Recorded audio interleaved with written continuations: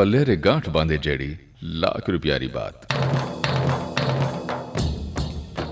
बडेरा कहता भाया के खर डावे ने बिस जीवणे।